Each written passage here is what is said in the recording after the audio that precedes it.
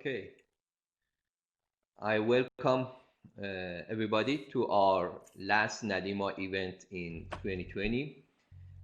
My name is Mohammad Reza Farzanegan, and I'm talking with you from Marburg, University of Marburg, and I'm going to introduce briefly this project, the NaDiMa project, and then, of course, I give the space to my colleagues, Tim Krieger, and the others who would talk about the very actual topic of COVID-19 from both health perspective and economic perspective.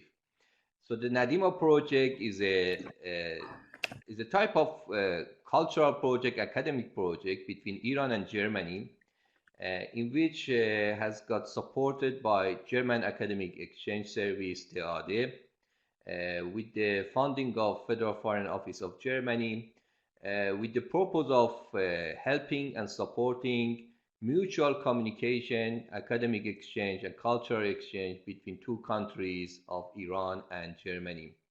So our main purpose is to establish these types of dialogues. Here in this project, we talk about natural disaster management, which is a very relevant issues, especially for the country of Iran, but Germany is also a country which has got affected by variety of natural disasters such as floods.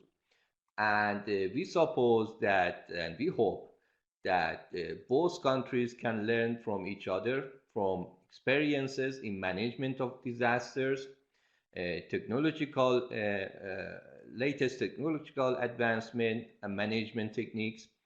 But not only that, but also fostering communications between students, researchers from both countries on the topics related to the natural disaster, climate change, and similar issues. So the project this year, of course, as you mostly know, reorganized in a series of online dialogues. So by now, including today, we have organized 7 online virtual dialogues in which we have discussed and we have reviewed topics related to the natural disaster, variety of them, earthquake, flood, sandstorms, dust, and the last 2 online events basically was related to the methodological issues for the researchers in the field of climate change and disaster. So today, before we go to the New Year holiday, we thought that the COVID-19 is one of the topics that we did not discuss it in the previous virtual meetings. So today we are very happy that 2 prominent experts from Iran and UK basically will give insights on their research, on their latest updates on the issue of COVID-19 from inside Iran, and also the analysis that they have done worldwide on the economic consequences of COVID-19.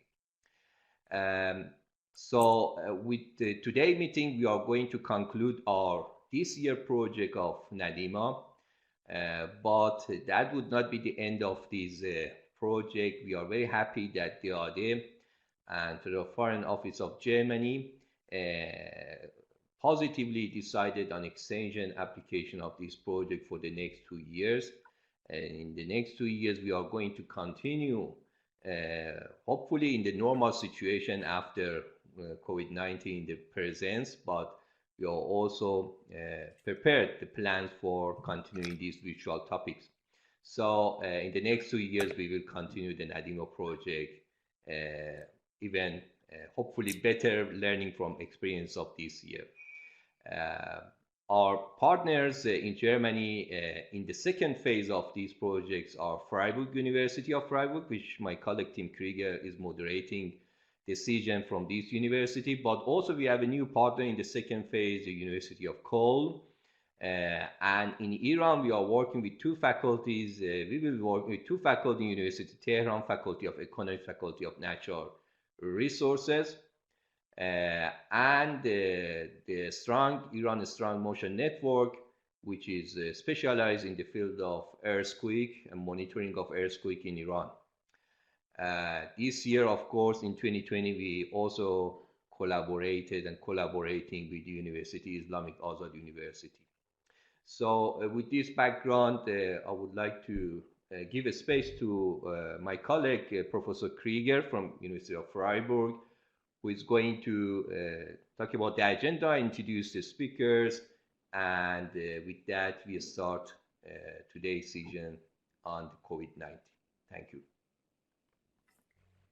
Well, thank you very much, Mohammad Fazanigan, for the introduction to this event and for telling us a little bit about NaDiMa, the project, and what's going to happen in the next 2 years.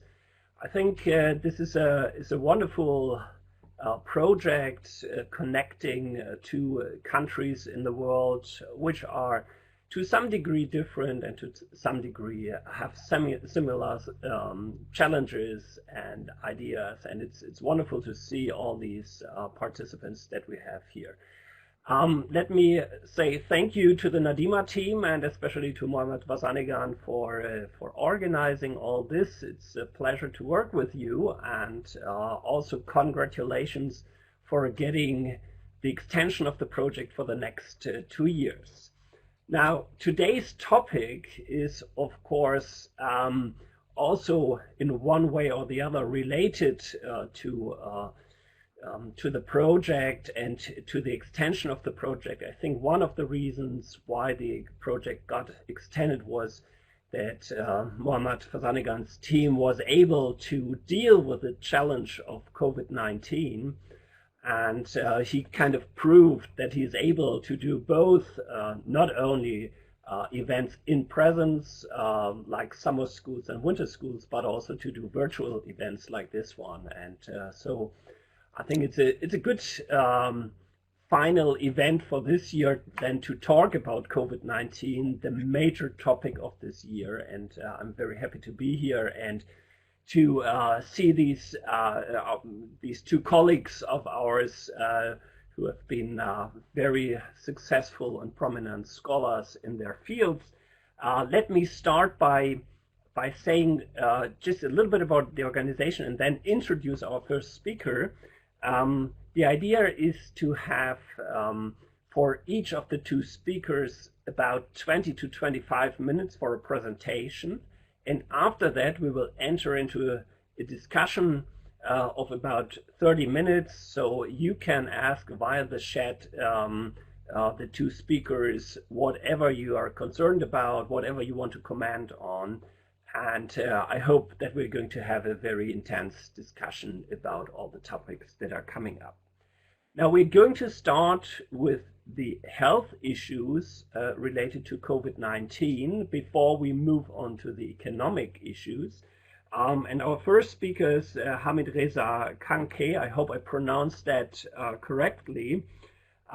He is from the University of Social Welfare and Rehabilitation Sciences in Iran, and he is also involved with the Karolinska Institutet in Sweden, which you all know from that are the guys that are responsible for the Nobel Prizes, so he's a very knowledgeable person about all these issues because he's a professor of emergency and disaster health at the University, as I said, of Social Welfare and Rehabilitation Sciences in Tehran, in Iran, and he graduated also from the university, from the Iranian University, the University of Medical Science, in 2007, and then he went to the Karolinska Institutet in Stockholm, Sweden.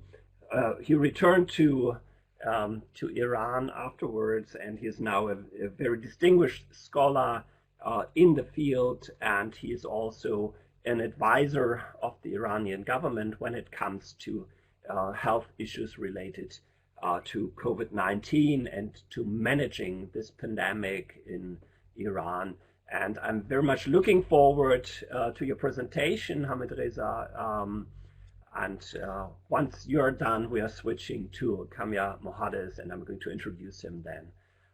So the floor is yours, Hamid Reza. Good afternoon, everybody. First of all, I would like to appreciate Dr. Farzanigan and the other guys to give me the chance to share my little experience regarding managing COVID-19 in Iran. As you may know, COVID-19 has been started in late February 2020, and I have been assigned as a head of technical committee, National Technical Committee to manage COVID-19. And following that, I have been assigned as a member of scientific committee, and simultaneous, I have been invited by WHO to help them as advisor. And right now, I am working as a chancellor of university and national coordinator for health in emergency and disaster. Thank you very much. Let me start my presentation. I will try to manage my time in less than 30 minutes. I will have something regarding Iranian strategy to manage COVID-19, following by challenging and lesson learned and implication and recommendation. This pandemic shows that the world are not prepared to manage such a big and sustained biological event. And managing this event needs to health system be equipped, especially healthcare workers, be equipped by information, procedures, tools, and safety as well. If you look at the numbers and based on world meter, you can see more than 75 million people right now have been infected by COVID-19 in all around the world, and 1.6 thousand people have been died just because of the COVID-19. And in close case, you can see 3% of people have been died, and the rest, fortunately, have been recovered. And if you look at the active cases, you can find just 0.5% are in serious situation in all around the world. Every country should have national disaster medical system to manage COVID-19. The core of this national disaster medical system is healthcare worker. And we need some health facility, we need some supply, and need something else to manage healthcare workers to do their job in the best way. And you see the frontline people, nurses and doctors, did a lot to manage COVID-19 all around the world. And if you look at the slide, you can find for every disaster, we have disaster life cycle, which can be started with mitigation and prevention, following by preparedness, response, and recovery. And if you try to cope this life cycle with pandemic phases, in preparedness, we have interpandemic phases. It means there is no pandemic, but we should improve our capacity. We should do some capacity building. And if you find some cases, confirmed cases, the alert phase will be start, which is early warning system will be activated, following by pandemic phase, which is we have community transmission. Like now, in every part of the world, they have community transmission. And again, if we can manage that, we have transition phase between pandemic phase and interpandemic phase, and fortunately, interpandemic phase again. It means right now, all part of the world is in response phase and a little bit recovery phase, and risk assessment is one of the most important strategy to manage COVID-19 in every part of the world. For emergency risk management of health, which is very important for every country, should be located in Ministry of Health. There are 6 important components: policies and resource management. We need to have clear and to the point policies, and limited resources should be managed. Planning and coordination, information and knowledge management, health infrastructures and logistics, and health and related service, and last but not least, community participation. The 6 important components can improve emergency risk management to help health system to overcome the situation, biological event, and the other natural disaster or man-made disaster. But we are facing with COVID-19, which has one of the most complex etiologies, most rapid spread, and most unpredictable scale and impact. And this complicated situation faced all around the world with some challenges. Health system in all countries are facing with these important challenges. First of all, inadequate capacity. Yes, there is not enough capacity in terms of healthcare worker, health system infrastructure, and in everything we don't have enough capacity. And supply shortage, such as personal protective equipment and the other thing, the need for care redesign. Yes, I think the health system should be redesigned.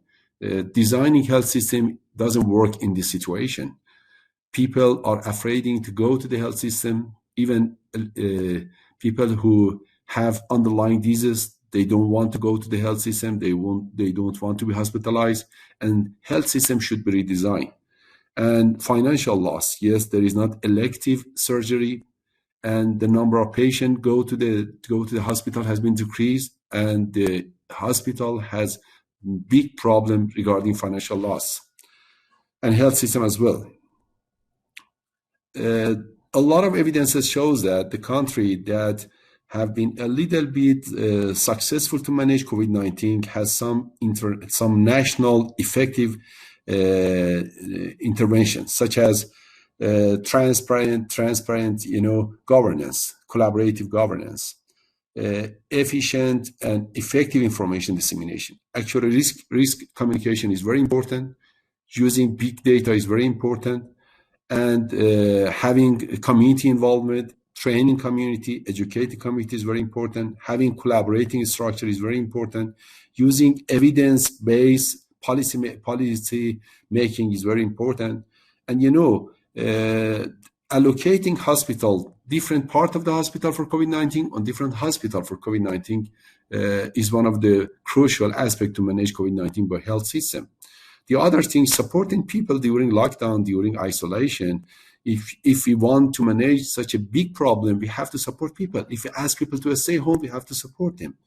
If you ask the older people to stay at home and try to isolate yourself in home, we have to support them. Okay, it was general idea, but if you go to the Islamic Republic of Iran, we have 85 million population, 75 people living in cities, and the rest living in the rural area. And the population is going to be old. Right now, there are 8.3% of all population are older than 60, and it has been predicted in next 20 years, more than 20% of all population being older than 60. This is the first report which has been released by Ministry of Health to WHO regarding how COVID-19 have been managed in Iran, which has been released around August 2020. You can see a lot of nurses and doctors involved, and the other member of health system.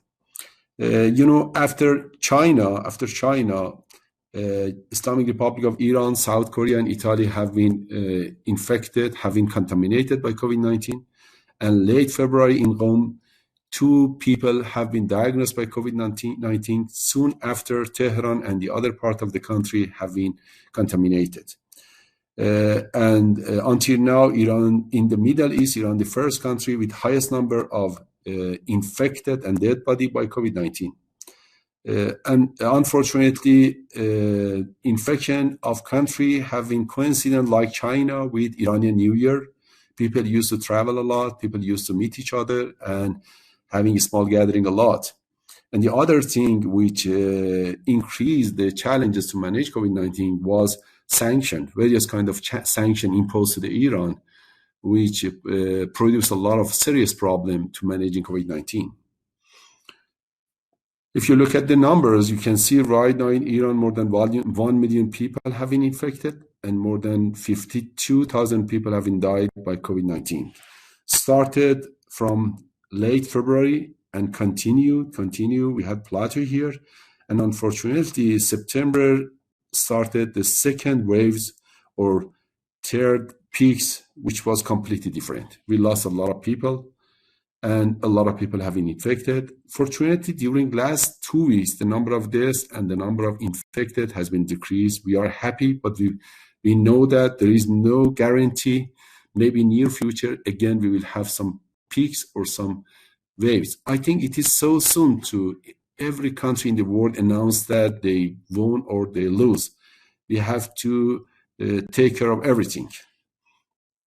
And if you look at the slide, you can see the daily new confirmed case, which started from late February, have been changed, and in September, unfortunately, had been increased. And again, during last 2 weeks, it has been decreased. And this slide shows that daily new confirmed cases in Iran. You can see the number of cases here, The other factor which involved to identify the number of infected cases it is the number of diagnostic kit, which was limited in Iran because of the sanction. And daily confirmed deaths. Again, daily confirmed deaths has been increased, especially after September 27. Unfortunately, during last 2 weeks had been decreased. Hopefully, it will be continue. And again, you can see the daily new confirmed deaths, which has been different but increasing, unfortunately. And case fatality rate in March 2020, when pandemic has been started and Iran have been infected, the case fatality rate was more than 8, and right now it is less than 5. It is good news, but the number of tests has been increased. The situation has been changed. Okay, what was the national intervention? It was March that Minister of Health has been dedicated, fully authorized by Iranian president, and national headquarters has been established, commanding by Minister of Health. A lot of national intervention has been started, such as closing the schools. At that time, I was the head of National Technical Committee. We recommended to close something, and every authority accepted to close schools, even doing releasing high number of prisoners, and just warning people against traveling because it was New Year's, and people wanted to go to the other part of the country and even the other part of the world. Several clinical trials has been started. A lot of startups have been supported by the government. Laboratory facility were scaled up. We didn't have diagnostic tests, enough diagnostic tests. Hospital bed tried to manage by Minister of Health, and national campaign for self-evaluating, self-screening, and active case finding have been started using Minister of Health website, salamat.gov.ir. Everybody could go to the site and could screen themselves. More than 78 million people having screened themselves. And frontline health workers working in health network did a lot of screening, and they referred infected people or suspected people to 16 or 24 hours of health center. And all diagnostic, treatment, and everything until now is free of charge for people who have been suspected or infected by COVID-19. It was April 2020, epidemiology committee have been established by Deputy Education Minister of Health. They predicted 5 scenarios based on national intervention to predict the number of hospitalized until June 19. Scenario 1, no intervention. Scenario 2, only public attention. Scenario 3, minimum level of governmental intervention. 4, intermediate intervention. And 5, high level intervention. Until June 19, fortunately, scenario 3 happened, and the situation was something like that. It means we had this number of hospitalized until June 19, which was very good for us. But unfortunately, after that, because of the early reopening, because of the displacing of the people, traveling a lot of people, situation have been worse. What has been done in Iran? First of all, announcing national emergency. I developed some leveling for disaster in Iran. Fortunately, it has been activated. It has been approved by Minister of Health and Minister of Interior as well. Right now, it is national guideline. We have emergency level 0, 1, 2, 3. 3 is national and 4 is international.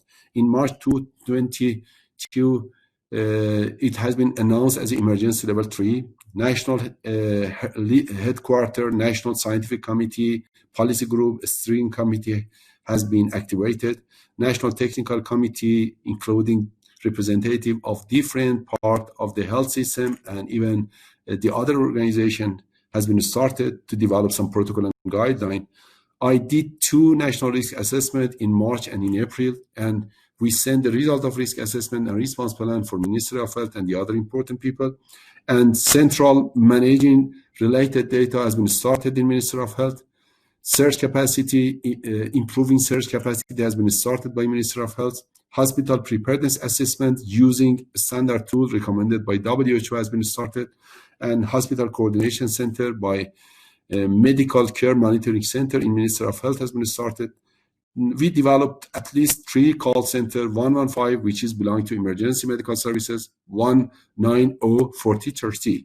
People could call them, could ask them, and they could do some active screening. In 4030, a lot of people, a lot of expert people were involved as a volunteer and help people to give them some advice, to refer them to the health center, to refer them to hospital if they need it. And some scientific committees started to evaluate the national intervention as well, and they started to revise some plan. What are the capacity of the health system in Iran? First of all, it is completely unique in Iran. In every province, at least we have one medical university which is responsible for health system in this area. It means every part of Iran has been covered by health system.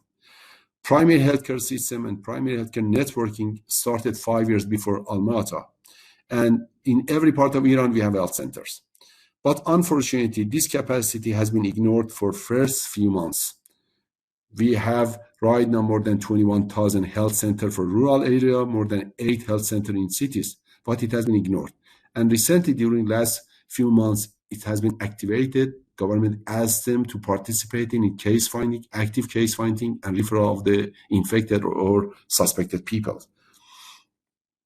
And what was the disease course in Iran? If you look at the slide, you can find 4 important strategy that could government to manage COVID-19 in Iran. First of all, managerial concept. Every part of the government was involved and integrated in national headquarters. And Ministry of Health was a leading organization to manage this disaster. For every disaster, we need some leading organization. And powerful PHC and health system, and distributing medical universities in different parts of the country, using health network to doing some active screening, case contact tracing, referral patient to the hospitals, and following them as well. And, trying to have good risk communication, to have people trust. Risk communication is very important. We had a lot of problems with risk communication. There was a lot of rumor and fumatic, and right now we are facing with some challenges. And the last but not least, because of the sanction, there was not capacity to import something from the other country. I mean, personal protective equipment, ventilation, and the others. And Iranian people started to produce that as a domestic production. And even right now, they are ready to export to the other countries. And what was the challenges? Shortage of diagnostic kit, which we had since March. Even until now, we don't have enough diagnostic kit. And shortage of data involving epidemiologist people, involving academic people. It was a little bit late. Sometimes insufficient personal protective equipment for nurses and doctors. I'm so sorry to announce that we lost a lot of medical doctors and nurses because of the sanction. We didn't have enough PPE, and it was not good. Nurses and doctors had to work with patients who have been infected, who have been suspected, but they didn't have enough face mask. They didn't have enough PPE in first few weeks. And after that, the Iranian factories started to produce that, and domestic production helped us a lot. But it was not good because of the sanction. And what was the main challenges? There was not enough and strong evaluation and reporting and post-action correction. Everybody knows that after every intervention, we need to have evaluation to correct the plan. Risk assessment was not enough. Scenario development. Risk assessment is the heart of disaster risk management. If you do risk assessment, adjust it with the situation, you can develop scenario, you can develop response plan. risk communication, sometimes because of the rumors, because of the informatics, a lot of sources, a lot of media try to inform people, and it was a controversial idea between them. It was not consistency between them. Call centers, in first few weeks and first few months, they didn't have unified protocol and guideline to support people, to advise people. And case finding, active screening, because we didn't use the health network in first few months. Case contact tracing was not easy at that time. We didn't have enough application and new technology to do that. Patient flow was not clear. Clinical manifestation was not clear. Even until now, because of the mutation of the virus, we have different kind of clinical manifestation. And it is not easy to triage people, to diagnose people, to screen people, if they have COVID-19 or not. And lack of knowledge regarding emergency risk management. I do believe that in all parts of the world, the top managers are not familiar with basic principle of disaster risk management. And lack of plan for reopening. Early reopening was not good. Distributing and controlling national protocols. We develop a lot of national protocol in scientific committee, but when we go to some part of the world, we couldn't find our protocol, and medical doctors and nurses didn't follow the national protocol. And integrated information management was very important. Every organization has its own data bank, its own information. Hospital coordination center should be developed more. At that time, we had problem with that. Search capacity, improving staff specialty and different aspect of health system based on the need of situation. We lost big number of doctor, nurses, and paramedics because of the PP and because of the case contact tracing. And risk-informed budgeting, it was not good enough, and insufficient horizontal and vertical coordination. And I think the most important things, we should have well-established plan for isolation of infected people, quarantine of connected people, and indirect quarantine for vulnerable groups. And what was the lesson learned? First of all, for managing such a big problem, we need unified command system with unity of command. We need to do everything based on science. Evidence-based protocol, evidence-based guidelines should be developed. Daily report for every stakeholder, especially for important people, is very important. And clear risk communication. Experts should be related with the normal people and lay people. But the knowledge, the high level of scientist advice should be translated to language of the lay people. And risk assessment should be done several times, which was a big problem in Iran. Timely evaluation and reporting of post-action correction. We should evaluate national intervention. We should evaluate what was the impact of national. We need national steering committee. We need national platform to evaluate the national intervention. Need to establish hospital coordination center. Need to evaluate surge capacity, and need to strengthen horizontal and vertical coordination, and need to support the vulnerable group. We lost a lot of people who were older than 65. I think at least more than 65% of all people having died were more than 60. And we should support the vulnerable group with underlying disease and vulnerable group as well. And what are the important recommendation for all around the world to manage COVID-19? Based on the experience, based on the evidences, first of all, every country should develop a robust monitoring framework to closely monitoring epidemiological situation, try to rapidly detect every community transmission, and try to evaluate community intervention and national intervention. Second, expanding testing for symptomatic people. It's very important to screen symptomatic people. If they are infected, they should refer to the hospital. If they are infected, they should refer to quarantine system. Framework for contact tracing, extensive testing, active case finding, and quarantine and isolation. Planning for quarantine and isolation is very important. We ask vulnerable people to stay home. Sometimes it is not good situation for them. They have to live in a small place, 4 people, 5 people, including vulnerable people. And the other people, because of the fragile economy they have, and depending to daily daily income, they have to go out and they will be suspected or infected, and they can transmit the disease to the vulnerable group. And we lost a lot of vulnerable people because of that. Prompt identification and investigation the clusters after gathering, after community gathering, small gathering, religious gathering, sport gathering. After every gathering, we have to follow the clusters. And long-term sustainable implementation of essential non-pharmaceutical intervention. This disease shows that there is no treatment, there is nothing, just prevention. Non-pharmaceutical intervention is very important. Isolation and quarantine, and having good diet as well. And a strong risk communication. We should remind people that the pandemic is not over. These are based on our research, which has been started in Iran and the other part of the world. We try to gather all the information together. And last but not least, since Spanish flu until now, just we know that if we would like to manage such a big problem, we should wash our hand, we should wear a mask, and we should watch our distance.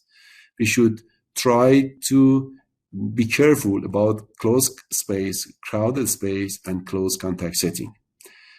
Again, I would like to thank you, Dr. Farzaneghan, and the other guys to give me this chance to share my experience, and it would be an honor to be part of this important plan.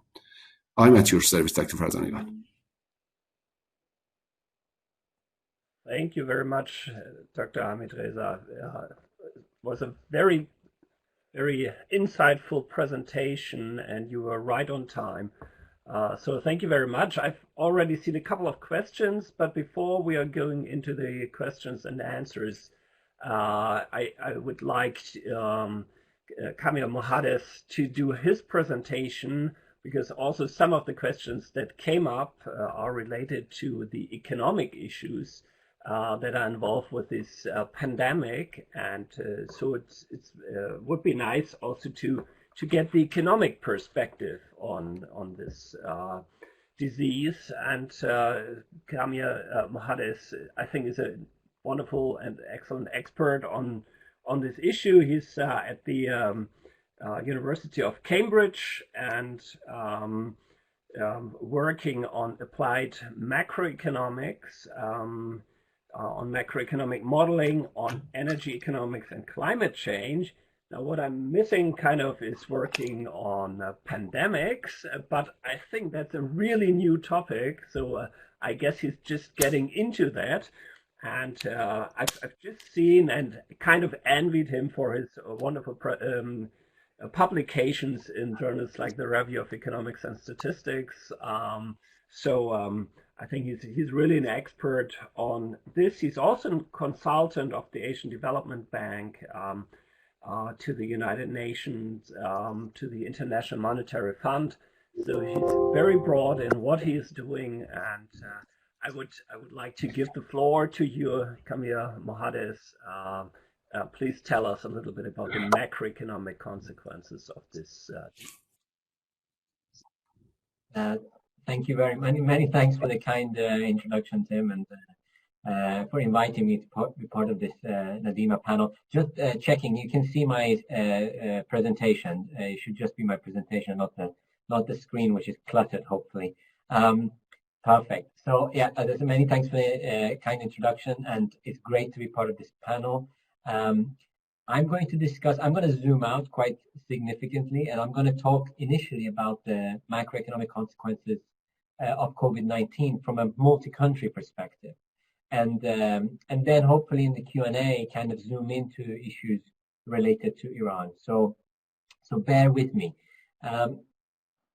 Well, as you know, the world has seen many crises over the last few decades. We had the oil shock in 73, 74. This was due to the OPEC oil embargo, which quadrupled oil prices. We had the 1978-79 oil shock due to the Iranian Revolution and the Iran-Iraq war, which followed. And we recently experienced the global financial crisis in 2008-09. And each of these shocks have had very different effects on individual countries. For instance, the first two oil shocks, the economic effects were generally negative for oil importers, such as most of Europe and advanced economies, the US, etc. but they were positive for oil exporting countries. The exception, of course, was the second oil shock for Iran, and this was mainly due to the revolution and the Iran-Iran war that followed. For the global financial crisis, we saw negative and persistent economic effects in many advanced countries. But other places, such as China and emerging Asian economies, they recovered super quickly. In fact, the global financial crisis is somewhat misleading, I think, because it really severely impacted only a dozen or so economies. But this time is very different. So for the first time since, I think, the Great Depression, we are experiencing what is truly a global shock. And the global health shock, which we've just been hearing about, its impact globally, but also on Iran, is really not anything that we've seen before in terms of a macroeconomic shock, because it's a supply shock, it's a demand shock, it's hitting all of the economies. The source of the shock is both external, so the health shock, but also domestic because of the mitigation measures, because of the lockdowns, etc. And the combination really is, in my view, and I think in most people's views, unprecedented. So I want to spend part of this talk to discuss potential path for the global recovery, tell you a little bit what happened, and then talk to you about the recovery path based on our recent work. And then, as I said, in the Q&A session, I'm really looking forward to discussing with you, zooming in really, and discussing with you about the impact on the Iranian economy. So, as you know, the COVID-19 outbreak was first reported in Wuhan, in China, in late December 2019. What really, to many people, looked like a local shock and the potential to potentially be contained, very quickly became a global health shock and currently spread to more than 200 countries and territories. And it became very clear in April that in the absence of a vaccine or an effective treatment, governments worldwide have to do something, and they started implementing unprecedented containment and mitigation measures, what some people call the Great Shutdown. And although the response, I should note, has been really heterogeneous, but overall, many countries have closed schools, banned public gatherings, at points closed international borders, and even closed within-country movements. So, as we have seen, in fact, containment measures did flatten what they call the epi-curve, although it's been highly heterogeneous, as I said, across the globe. But while the containment becomes necessary to flatten the epi-curve, it also causes a relatively deep recession. So, unlike the typical macroeconomic shock, as I mentioned, the COVID-19 pandemic and the policies required to mitigate its spread had economic consequences involving three things. So the supply, demand, and confidence. So what do I mean? On the supply side, infections obviously reduce labor supply and productivity. That has been seen across the globe. Lockdowns, business closures, social distancing measures, and their resulting impact cause supply disruptions. On the demand side, we have layoffs and loss of incomes from quarantines, which we just mentioned, and unemployment, which followed.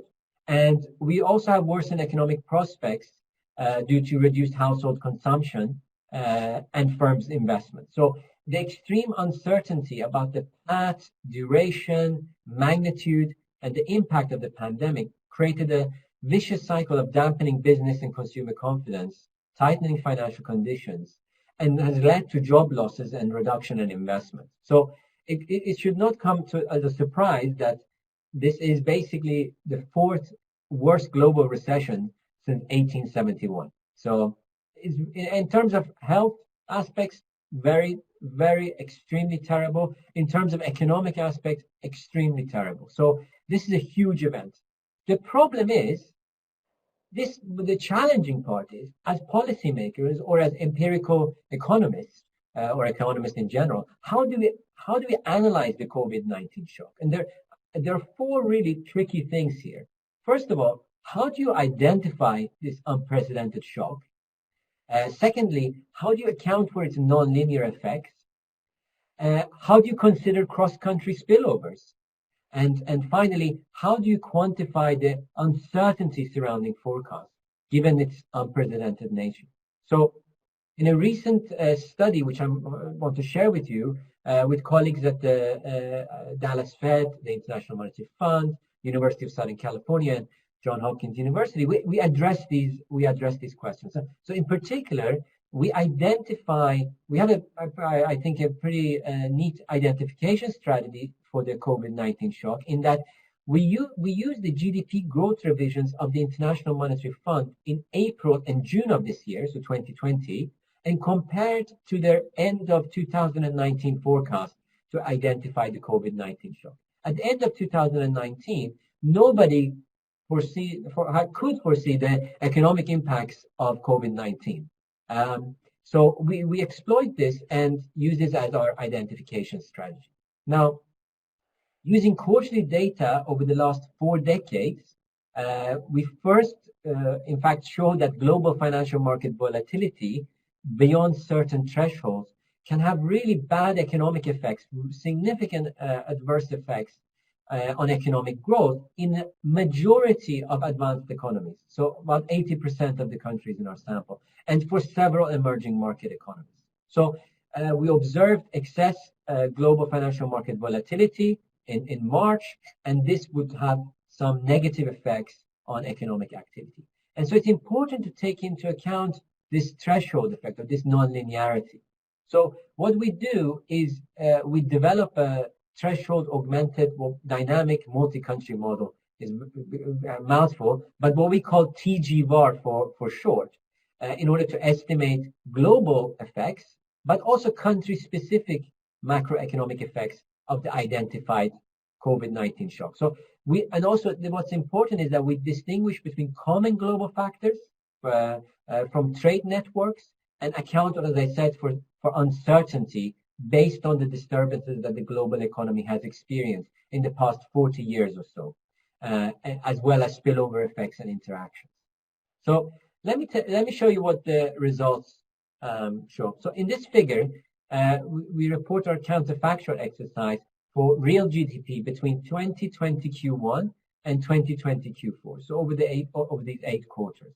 So the solid lines are the median responses of real GDP following the COVID-19 shock, while these bounds, which are quite large, in fact, represent the range of likely outcomes. So obviously, uncertainty around these forecasts are pervasive because of the severity and duration of the COVID-19 pandemic.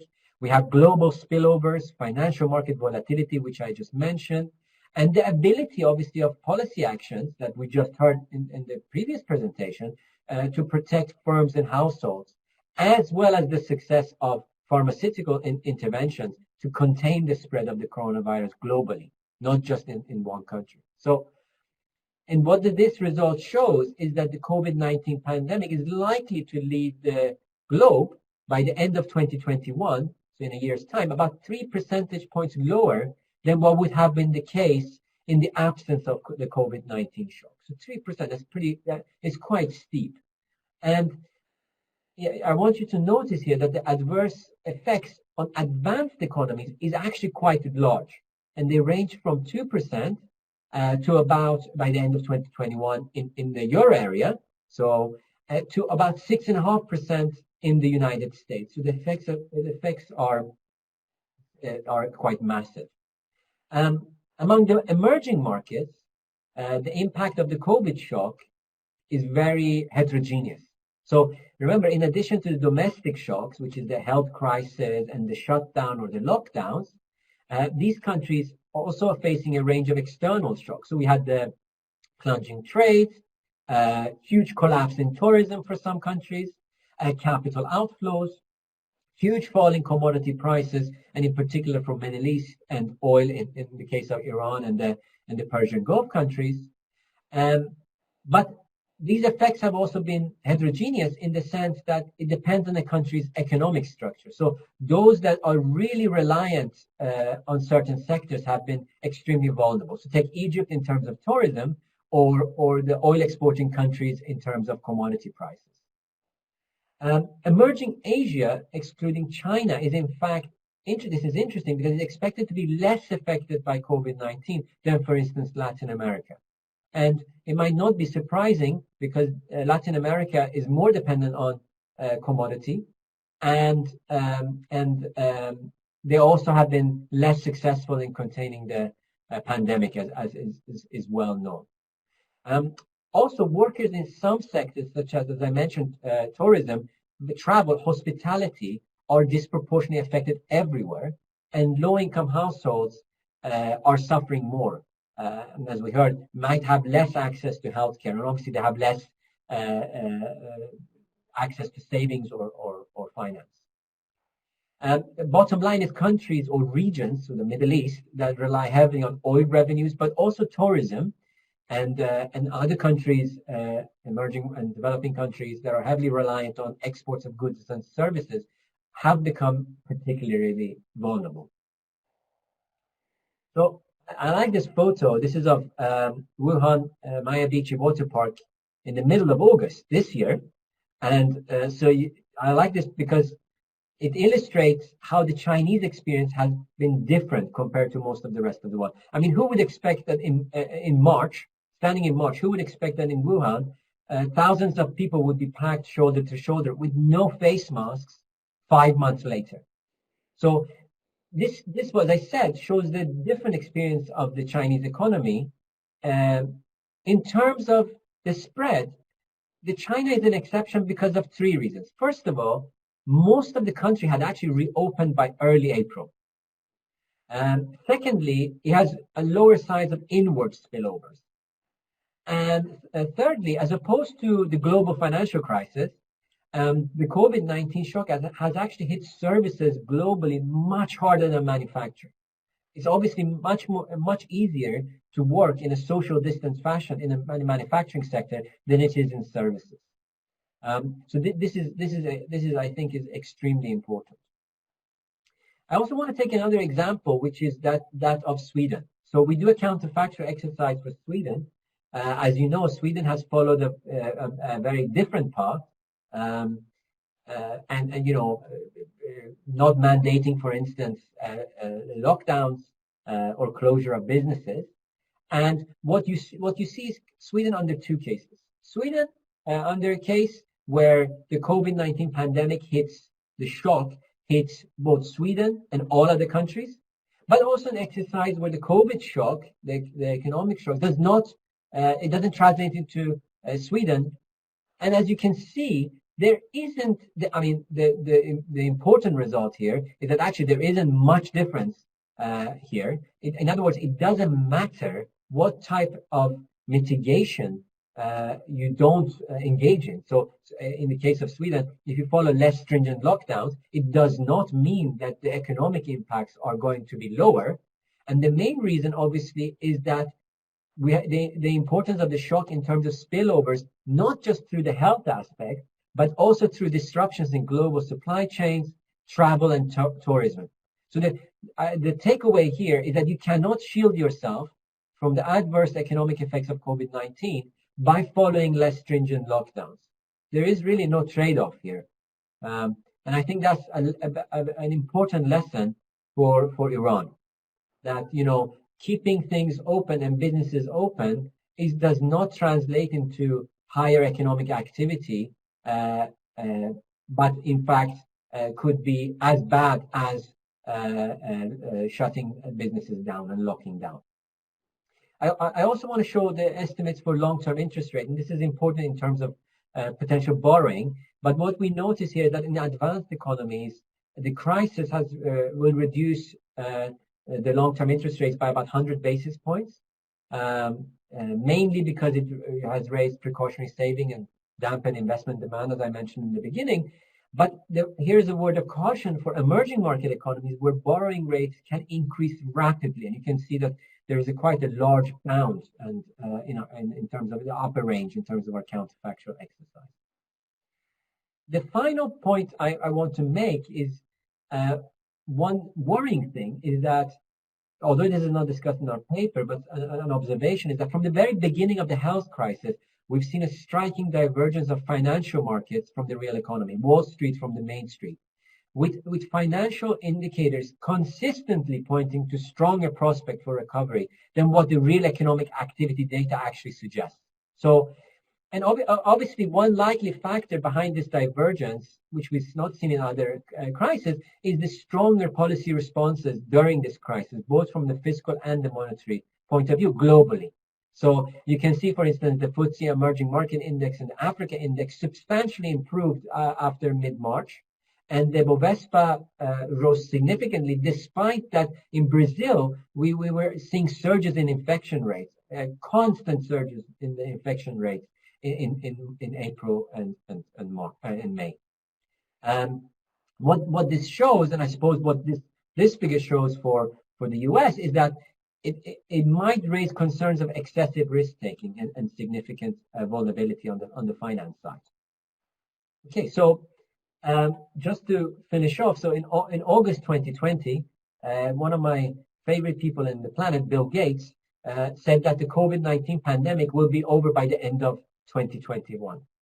Our counterfactual analysis actually points to large and persistent negative effects of the pandemic on the world economy, with no country escaping. So in other words, even though the pandemic might be over by the end of 2021, the economic effects will be felt for some time. One thing to note again is that China and emerging Asia is going to do better in the near term. And the Swedish example shows, and I think is a warning, that you cannot escape no economy is immune from the negative consequences, economic consequences of COVID-19, because we live in an interconnected global economy.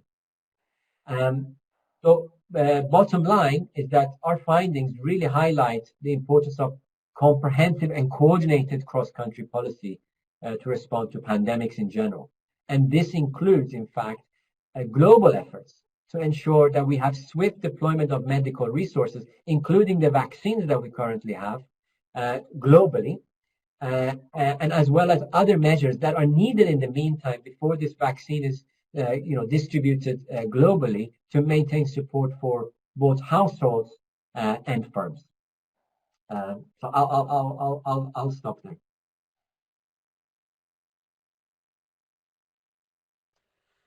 Okay, thank you very much, Kamya. That was also a very, very interesting presentation, and I really like your takeaways because, I mean, this obviously reflects to a discussion that is kind of prominent also in countries like Germany, where some people strongly believe that the Swedish way is just the right way to go. And I was always a little bit skeptical. It's good to see that empirically you can show that this doesn't make much of a difference. Okay, so thank you very much to both presenters, and during your presentations a whole bunch of questions came up in the chat, and so I would actually like to ask you these things.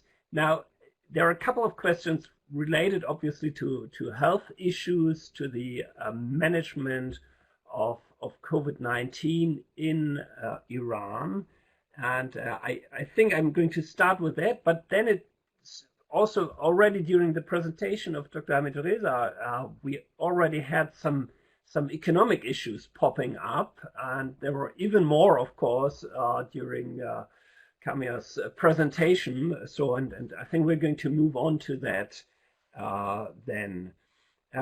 Now, one of the questions that came up was whether you could give us some numbers about how many doctors and nurses actually died during the pandemic so far. And also the question then what the role of the sanctions were precisely. Maybe you can elaborate a little bit on that and tell us a little bit more what was missing, for example, what kind of medical gear, except for face masks. So how strongly did you experience the sanctions and the export restrictions for medical instruments as well, and things like that? And there's of course a question to Dr. Hamid Reza.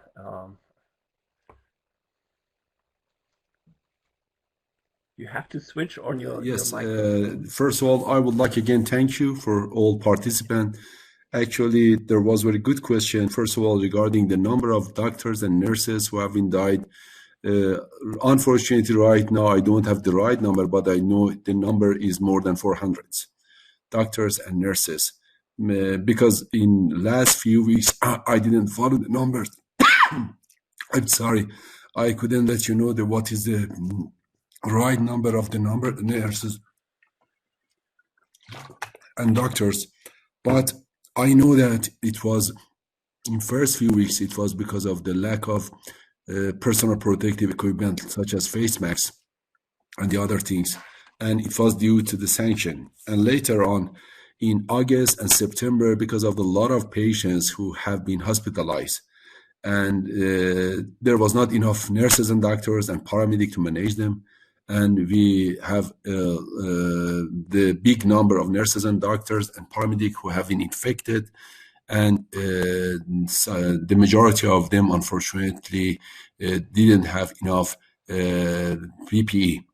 And regarding the sanction and effect of the sanctions, we did a study. We started our study since March until now to explore the challenges and recommendation to manage COVID-19 in Iran and the other country as well.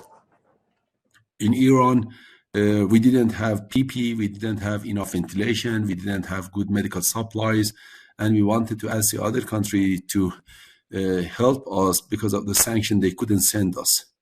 And it was completely crystal clear. No country can announce that this country is completely independent. We are interrelated, interdependent to each other. We should work with each other. We should support each other. We need to revise international rule in terms of emergency and disaster. We have to support each other. I was the national coordinator for flood, for earthquake, Kermanshah earthquake 3 years ago, for flood 2 years ago, and unfortunately, again, when we asked the other country to support us, for instance, we need helicopters to use in nighttime in Kermanshah earthquake, and we lost around 1,000 people because we didn't have enough helicopter to help them. Or even in flood, I was again national coordinator and head of operations system for health system. Unfortunately, again, because of the sanction, we couldn't have enough facility and we couldn't have enough, the support from the other country. I asked some PhD students to do some study to find the burden of the sanction in the country, but I know, especially in field of health, which is my expertise, we have a lot of problem to manage disaster and emergency just because of the sanction.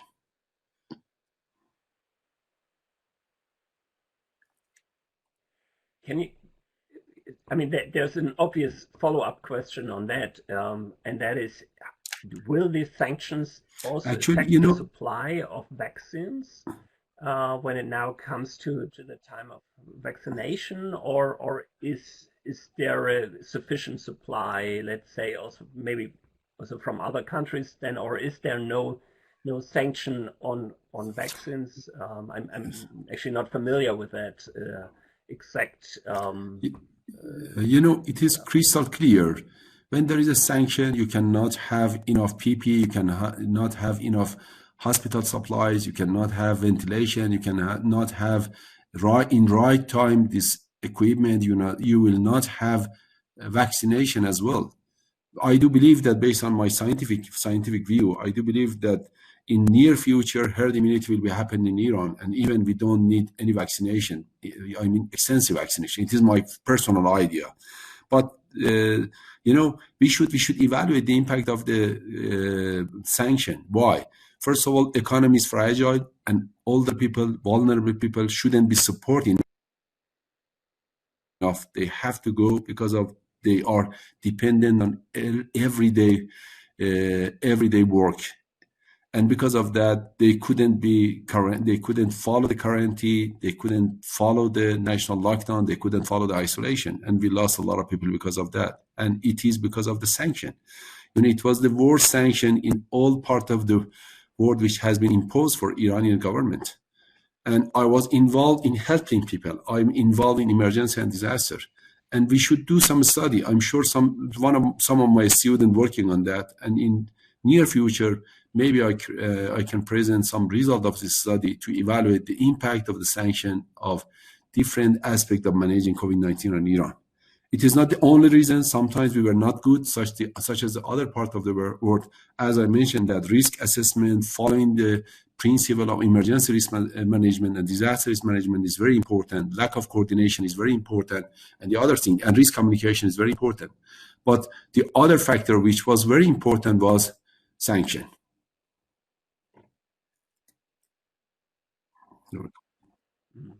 Okay, thank you very much.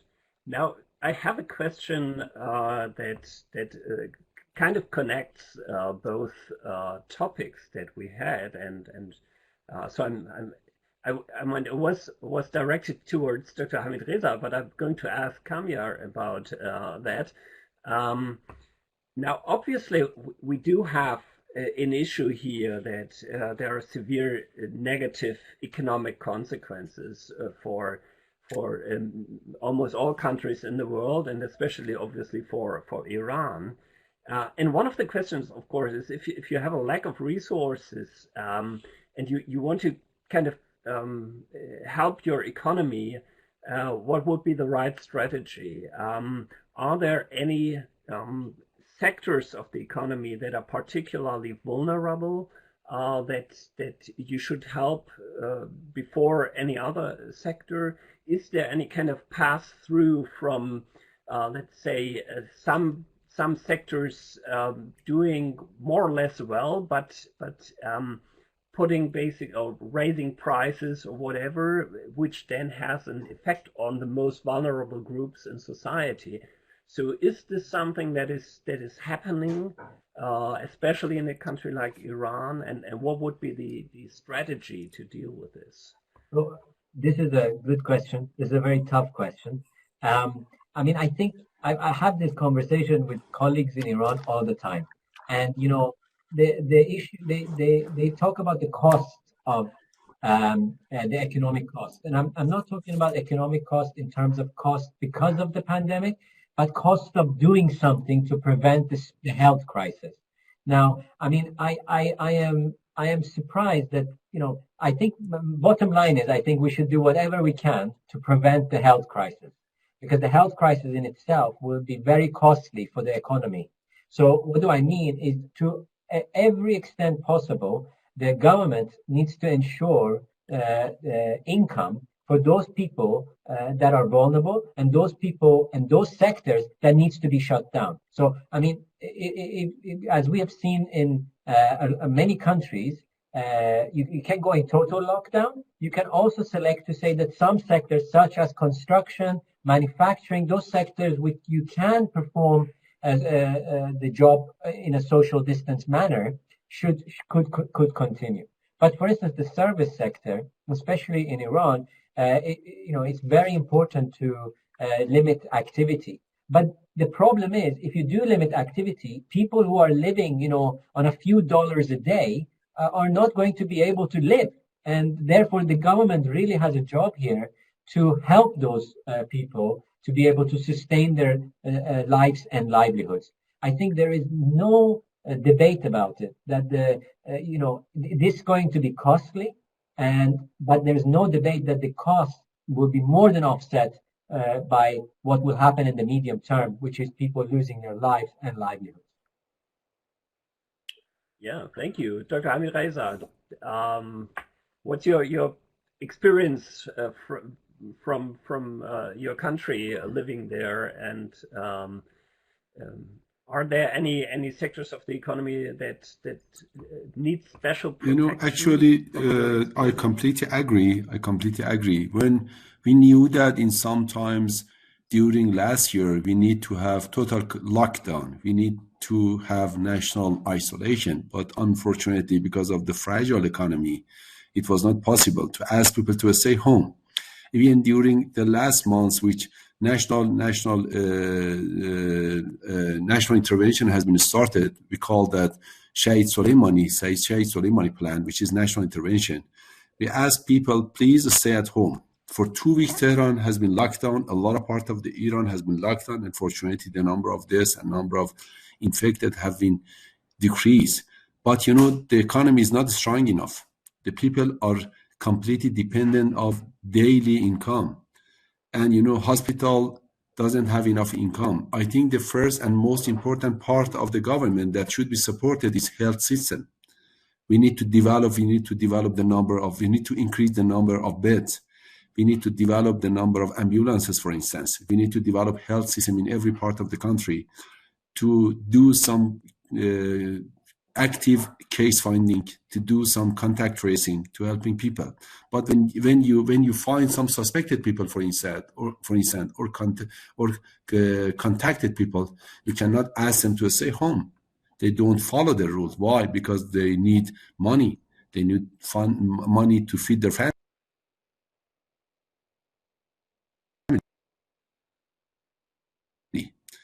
And I think in this time, it is the most important time for all other countries to try to support health system in Iran and the other countries as well.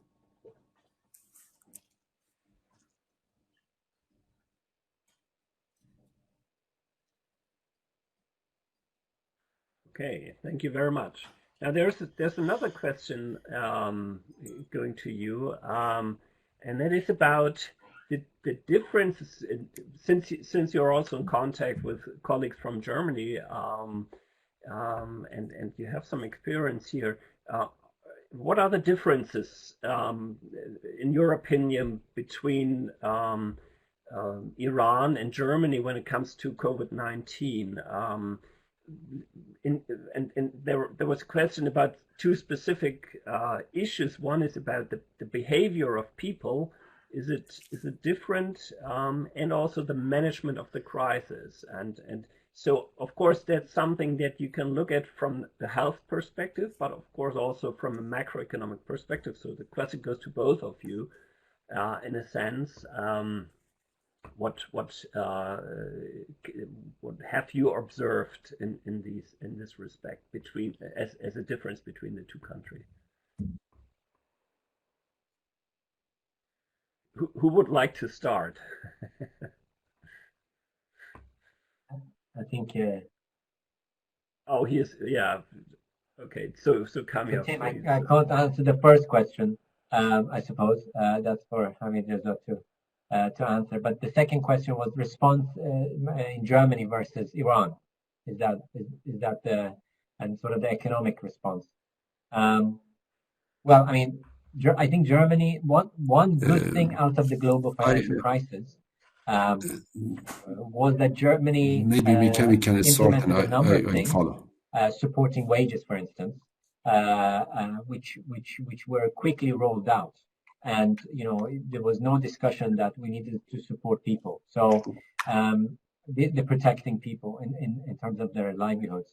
So in Iran, obviously, this is not been possible, mainly because of, you know, in the past, mainly because of sanctions, because the government's economic situation is not great, but also because of the falling commodity prices that we've seen. So even though oil exports are pretty much zero, there's a lot of talk about them, oil exports rapidly increasing and following the Biden-Harris team's Iran sort of plan and its implications. So I think that there are problems in terms of financing, but actually I think it is common sense that the government needs to do. It is difficult and it's a painful decision, but actually that's one thing the government needs to do. The government needs to follow these models in other countries where you try to, in the UK as well, where you have the furlough scheme, and in Denmark, which is even more generous, where you basically support people and enable them to stay at home.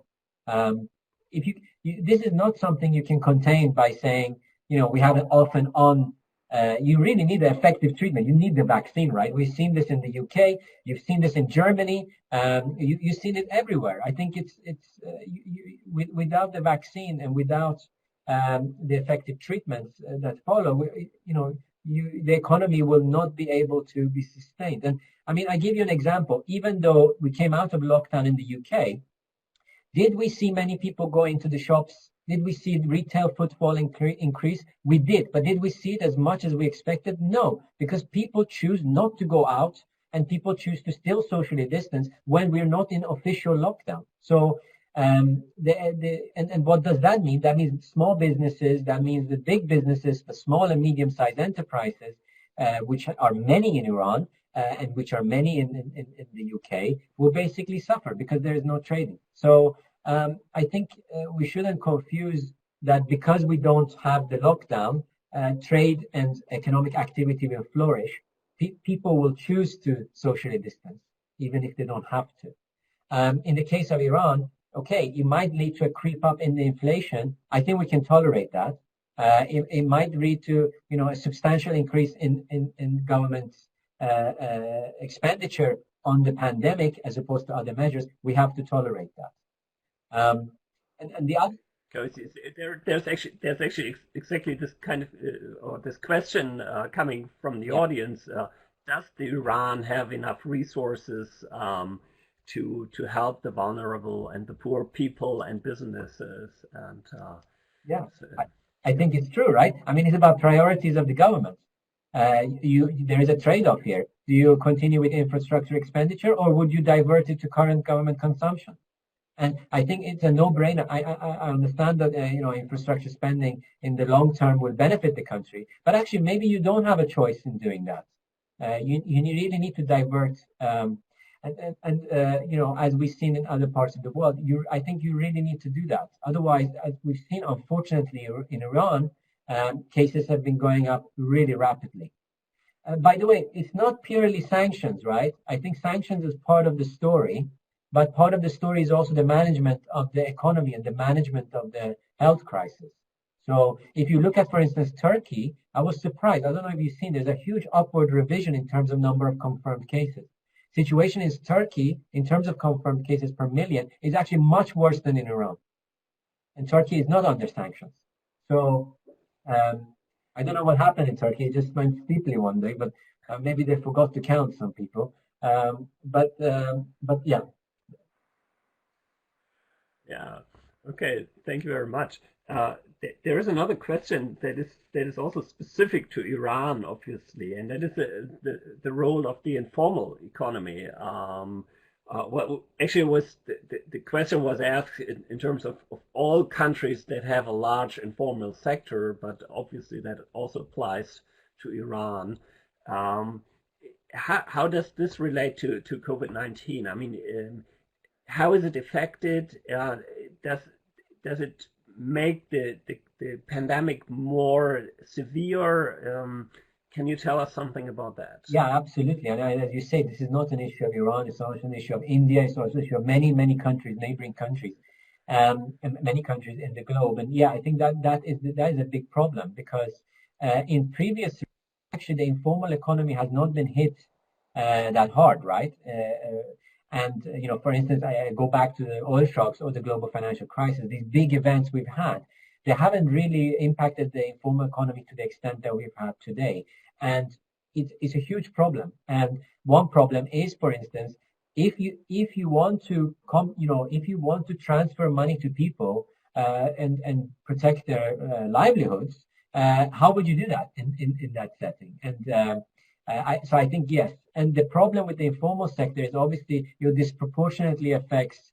If you look at the statistics, women in these countries, it disproportionately obviously affects the most vulnerable in terms of economic stability. So yeah, huge impacts. It's not to be underestimated. Okay, I'm not sure whether Dr. Hamid Reza is back. Mohammed, do you know that? Or it seems that he's back. But may I also ask Kamya a question? Sure, go ahead. Kamya, you mentioned in your modeling that you identified the COVID-19 shocks with the forecasting of IMF growth, but exactly in the context of Iran, that was too much discussion regarding the role of economic sanctions. And it seems that COVID-19 and the sanction, as both of them are the shocks to the Iranian economy, external shocks, somehow are combined together. How your modeling approach can differentiate these two shocks from each other and attribute these negative response of the economy to one of them and says, okay, this is really related to that. But we know, especially in the context of Iran, these two are very much intervened. What is your strategy here? So yeah, I totally agree with you. So I mean, the sanctions came in place a year and a bit before the COVID. So in that sense, the unilateral U.S. sanctions were in place. Their main effect on the economy had already happened. But you're absolutely right that the COVID-19 shock hit the Iranian economy, and the sanctions, which does not allow the economy, for instance, to have access to healthcare products, even though the sanctions are not supposed to be on the healthcare sector. They indirectly do that because of the financial sanctions don't allow these companies are careful to interact with Iran. So I agree with you. It then exacerbates the COVID shock. So disentangling the two is difficult. But I think but in that sense, Iran is unique. I think. So that is completely true, that the sanctions, disentangling the impact of COVID and sanctions become here. Yes, it make it very much difficult to say that is really the unique effect of COVID-19 and not something else.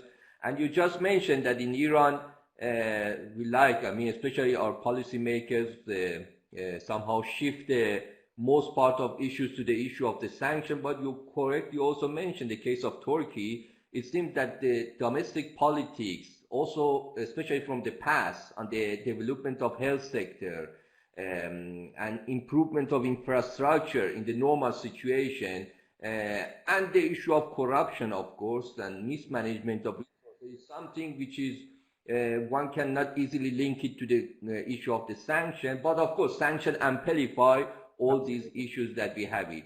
But something else that maybe also your modeling or the results are not really showing that, maybe that was not also purpose of doing that, is the long-term effects, development effects of COVID-19. We know all these lockdowns, especially on the schooling system and education system and access to education. And there are lots of issues regarding that increase unequal access to education opportunities, especially in the lower income countries.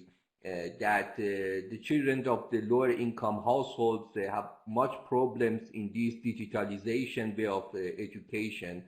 And we already know the quality of education and the amounts of learning which the students could gain from 1 year of schooling in the normal situation in this country was already lower than the other parts of the world.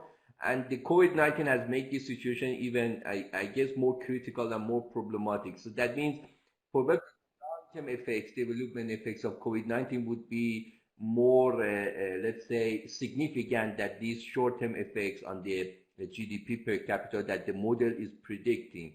When we take these aspects also into account, that the size would be much more larger. Absolutely. I think what you correctly point out is that both within country and across country inequality is going to widen because of the COVID shock. So you're absolutely right in terms of education, and in particular in developing countries with access to both hardware and software. So you might not have access to the infrastructure, or you might have broadband, but you might not have the iPads or the computers to be able to connect. To give you an example, in the UK, it was estimated that more than 2 million children did not have open a single book or interact with their school for over 6 months in the first lockdown. So that's in early career education, that's a big chunk of your learning. So I completely agree with you. And I think the effects of inequality is also, because of that, is also felt on, if you look at the women who primarily has taken responsibility for homeschooling of the children, and therefore, we have this huge gender gap that's been, I think, will be created because of the pandemic. So these long-term effects, which we are not estimating, might be quite massive. And if this pandemic also lead to some new conflicts and the war in the region, such as Middle East, which is already quite fragile, that the size of economic costs will be much more higher. I think so, yeah. That's of course a very important point, and we have to see that. I mean, that's going to be a more long-term perspective. Currently, we're fighting the short-term issues, but but obviously that might play a big role in the future. Now there's a question that's connected to that came from the audience, and that is the role of different political systems. How does that play out? Can you see anything? Do the democracies do better or worse when it comes to the number of infections, when it comes to economic consequences of this? Or is this not the right dimension to look at? I think Mohammed wants to jump in. Yeah, I guess, Tim, you yourself can also comment on that from the Germany perspective, because it was lots of debates recently on the role of federalism and decentralization on management of COVID-19. And there was lots of critics, or at least I heard that in media, that some people are criticizing the federal structure of the German government because each Bundesland, each state decide on its own, and there is no central coordination top to the bottom, as we saw it, for example, maybe in some authoritarian structures, that the government decide the lockdown and everybody follow that. How this decentralization, which is a product of democracy, based on your view, in Germany has affected the management of COVID-19? We talked about. So you're going to ask me? Also learn from German experience. Yes.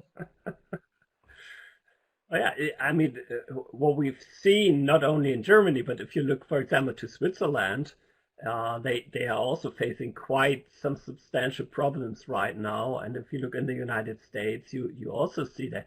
But at the same time, you have a very centralized system, like the French one, where you have the same kind of problems that we have currently. I mean, there might be a little bit of a time lag.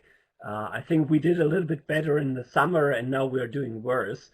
I think that there is an issue with this kind of federalism that we have, where it's not clear really who's responsible. I mean, what you see is that the population really looks at the federal level when it comes to decisions on a pandemic like this. And at the same time, the federal system in Germany is organized that in a way that it should be done by the states. But I mean, if you think in terms of fiscal federalism or the subsidiarity principle, I mean, if all these classical theories tell you if you have something that spills across borders, you should actually centralize the decision making. So I mean, that's also kind of a no-brainer in the sense, because I mean, that's how you do that. You actually need, like Dr. Hamid Reza said, you need international coordination at that point. But we kind of believe that we can do it on the state level in Germany, and the same in Switzerland. I mean, they are facing so many problems, and they're just not able. The federal Swiss government is actually not willing to do anything because they are afraid of the Swiss states. And I mean, that's not the way how this thing can work, in my opinion. Mohammed, do you have a different opinion? No, I think also that in democracy, this issue of access to information and publication of this data is also quite different than the autocratic regimes. And maybe the extension of problem and crisis in authoritarian regime is somehow underestimated or is not obviously observed when we look at the situation. How is the real crisis in countries like in Egypt or in United Arab Emirates or all these, or even in Iran? Maybe access to information regarding the fatalities of COVID-19. At the beginning, I suppose the Iranian authorities was also publishing these data at the province level and regional level, but after a while they stopped publishing that. So it seems that part of the more dramatic picture that we do see in the democratic part of the world is because this type of information is much more available in media and we are following that, but we are not that much informed what is the extension of problem in less democratic systems. So maybe also that should be also taken into account when we compare political regime and extension of this problem. It's much more easier that in Germany or other parts, similar countries, one get this data, and there's also more pressure from the side of society to demand this data. But I'm not sure how is this reporting of a statistic looks like in Iran. Maybe Dr. Khanke can also tell us the development of publishing the statistics, not at the country level, but at the regional province level in Iran. Do we have this information now or not?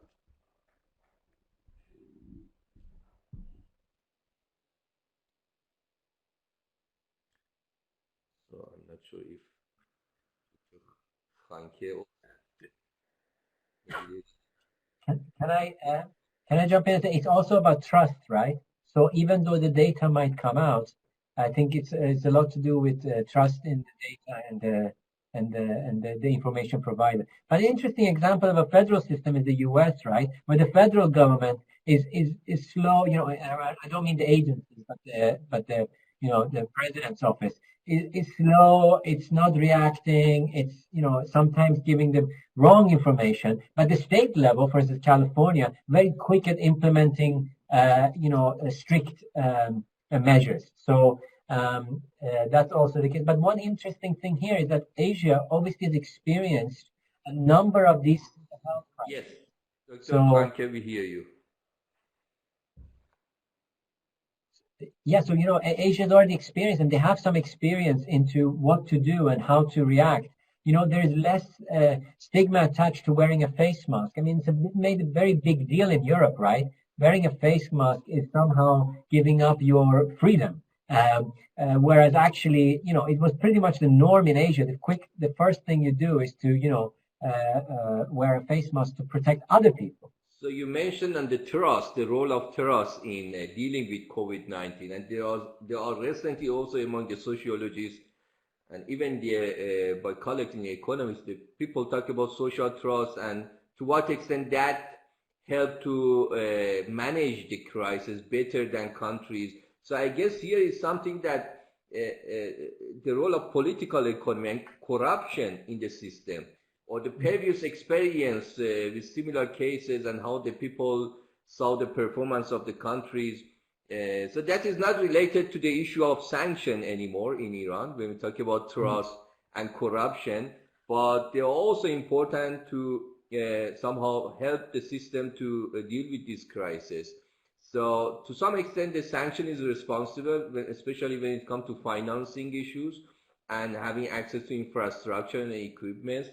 The sanction even is affecting not only the health sector but also academic work.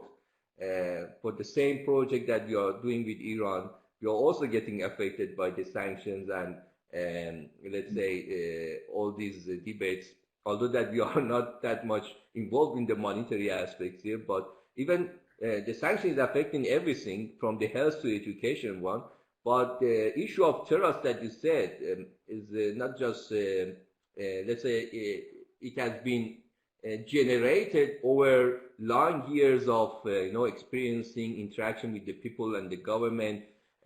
Yes, maybe the trust is higher in case of Germany because maybe there is more transparency and access to information, and also more democratic way of political participation. But maybe in the other countries this is different, and yeah, I mean, the role of political system is also showing its effects on how political system affects trust and how that might then help the countries to manage better COVID-19. Absolutely. Yeah. We also have short term, right? So if you think about politicians saying one thing but doing another thing. So in the UK, it was you shouldn't travel away from home, and then you have politicians who travel, counties. So that even though you might have some underlying trust, you say, well, is this correct? Am I, do I need to do that? So I don't think it's just this information in that sense. It's also you observe very quickly what are people in power doing, and is that I mean, think about Brazil, right? I mean, even not trust, or even not the role of formal institution, but we talk about also informal, the role of religion, culture. We learned that these issues of the COVID-19 in Iran started from a religious city, from Qom, which basically was hosting many religious events and also religious visitors, especially from China. So that was the center of expanding of, let's say, COVID-19 in the whole Iran. And then from middle of summer, these statistics increased in Iran. What was the reason for that? That was also the time of these religious ceremonies of Ashura and Tasra, the Muharram is very highlight. So that was the way that the role of religion might be also intensify these type of mobilities, social mobilities, which increase the risk of infection. That is quite easy. But I mean, that's the same that's currently happening in Germany. I mean, we're heading towards Christmas, and people at least wanted to go to their families. I mean, that's in Germany the main family event in the year, and I mean, for good reasons, there were now restrictions being introduced. I mean, it's still a little bit relaxed because they want to give families the chance to meet, but in a much smaller range than it's usually done. Of culture, you know, some societies are more individualistic than the others. I heard that some of these Scandinavian countries have a much less statistic because of this more individualistic way of living. So the people in the normal situation was also not that much socially, let's say, interacting. You know, for them it's much more easier to follow this lockdown. For them it's not going to change much. But if you impose this lockdown on Iranians or other Spanish or Italians or all these things, for them it's much more difficult to follow that, and has also some more significant mental consequences for these people, psychological consequences for these people, these issue of lockdown and isolation and so on and so forth, than some other countries which basically they didn't have any issue with or less issue with this type of things. On the religion, we often cite, like, in Iran, lots of events, the religious events led to a huge spike in cases and deaths. But at the same time, in the discussion, I'm not sure what's happening in Germany the latest, but in the UK, Christmas is holy. You do have to allow people to interact during Christmas, during these 5 days. It's completely crazy. If you think about the way the number of cases, for instance, in London, the one thing you want to do is you don't want people to mingle inside.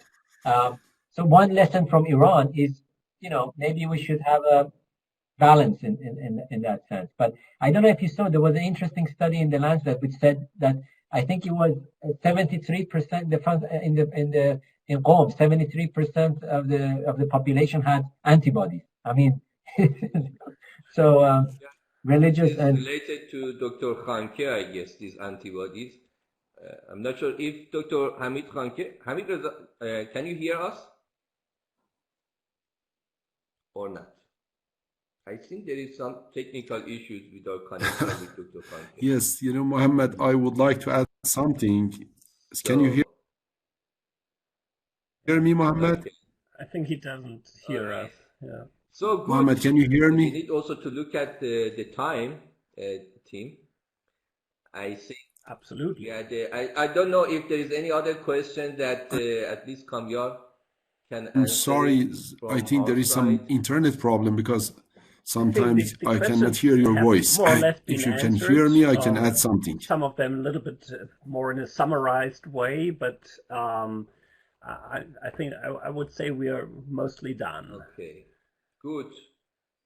I mean, so we can say some concluding words, team? Absolutely, yeah. First Can of all, you hear thank me? you very much to our presenters for two very, very interesting presentations. Okay, Doctor. Okay. Yes, we hear you. Yes, we can. Yes, we hear you. Yes. Can you hear me, Mohammed?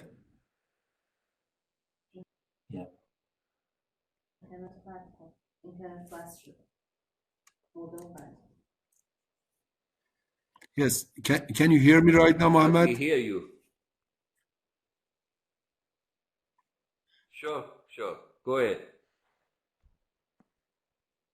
I think right now I can hear you. I think I can hear you, Mohammed. Okay. I'm Yes. not sure. I guess there are some internet technical issues with Dr. Khanke. Yes, Tim, go ahead. Yeah, so once again, thank you very much to our presenters. Yeah, I think Dr. Hanke wants to say something, but I'm not sure whether this is going to work. Yes, Yes, we can. And this, I think this is the last lesson. yes, we hear you. Yes.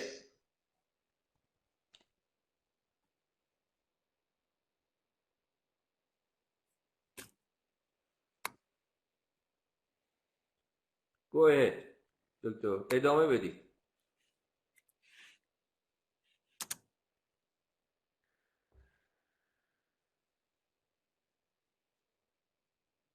I think the connection is lost. So I guess so, yeah. okay. So I make it quick. Thank you very much to the presenters. Thank you very much to our audience. I think it was a very inspiring discussion today, very nice presentations, very insightful. I've learned a lot. Okay, Mohammed. Just I would like to thank you again for this nice meeting and productive meeting. Hopefully we can continue this collaboration. And vacation if you have the chance to travel maybe anywhere. next I'm not sure. meeting I can say something regarding the antibody and seropositive, and even regarding centralized or decentralized, because I had time until our next some experience in Germany working with Mr. Blume and the other guys, and working with some university, and I try to compare to several countries in terms of disaster risk management. Is it good to have centralized or decentralized? I think maybe in near future we can discuss more about this important issue.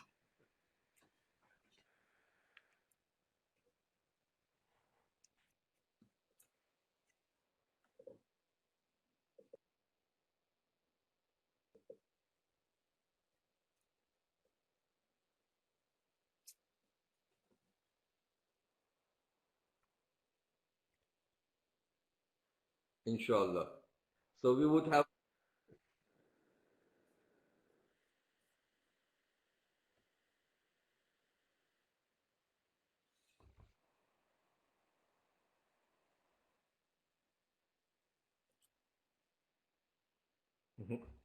Okay, good. Sure. We would use the next 2 years also to elaborate these issues in a more detail as well, inshallah. And so I need to thank my team in Marburg who helped us this year to organize these events, online events, Mr. Noak Peter Noak, Ms. Clara Golish, and Mr. Sven Fischer from our Department of Economics of Middle East at Center of Near Middle East Studies, who very kindly cooperated and helped me to organize these events from beginning up to now, which is our last and 7th session. We started the first one in July. So we are hoping to continue these type of events, hopefully without Corona, but I guess as the model of Dr. Mohandes also showed us, this issue still is affecting us. And Bill Gates also said that end of 2021 is something, a horizon that we need to deal with this COVID-19. Probably next year we would also continue online, but maybe in 2022 we would have our normal seasonal school, winter and summer school in presence in Iran and in Germany. Yes, I wanted to thank my team in Marburg, the team in Iran, Professor Alaeddini from Faculty of Social Science, University of Tehran, Professor, let's say, Um, Too much issues regarding the sanction and COVID now come. I'm just mixing the names. But Ali, with the first name, from Faculty of Natural Resources, Dr. Nazari, yes, my team said Dr. Nazari. And from Danishgah Azad, University Azad, Dr. Zaidi and Professor Amrullahi, and the others also involved, and also from Research Center, Iran Strand Motion Network, also Farzanegan, and the others also involved in that center, who help us to organize these type of events. And we are very much looking forward for the next activities in next year, and we will announce these activities let's say, on our website soon. So, Kamyar, the floor is yours also if you want to say goodbye before going to holidays and Christmas events. Well, I don't want to take any of your time. I just want to say thank you so much for having me on the panel. I've certainly learned a lot, and I think we could discuss some of these issues for the rest of the afternoon and into the early evening. So, thank you for having me, and I look forward to having some of these discussions both online and offline. I just said I forgot. We have a poll survey that you can also comment on that. For statistics, of internal statistics. Obviously, it was excellent. That was an unbiased. Yes, unfortunately, we don't have excellent here, so the maximum is very good. It's very German. It's very German. I have not designed this pool. My colleagues designed it, so otherwise I had the option of excellent as well. You know, the German goes up to very good, so there is no chance of excellent. Fantastic. So let me also vote.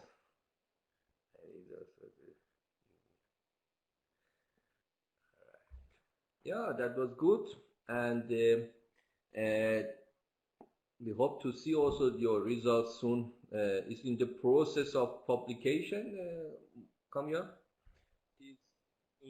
Inshallah. Very good. But I mentioned that it's difficult for case of Iran to differentiate different sorts of strokes. So one can easily say to what extent this is COVID-19 or this is sanction or this is that or this is this. But in general, you mentioned Turkey, but Turkey recently also got sanctioned. I'm not sure have you followed the news. The mild one. They're very mild, more defense industry and military. So it's not comparable to the sanction on Iran, which hopefully with the new president is going to be somehow moderated. Let's see what will happen next year.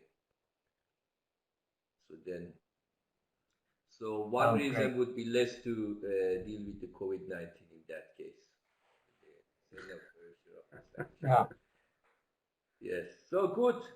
I guess we have collected good numbers of votes here. I see more people for very good, so that is nice ending for our this year's session. And I wish you very healthy time in this difficult COVID-19 situation, and good return after lockdown in January for education and for further research and so on and so forth. So thank you very much, everybody, for joining us. Bye-bye. Thanks, everyone.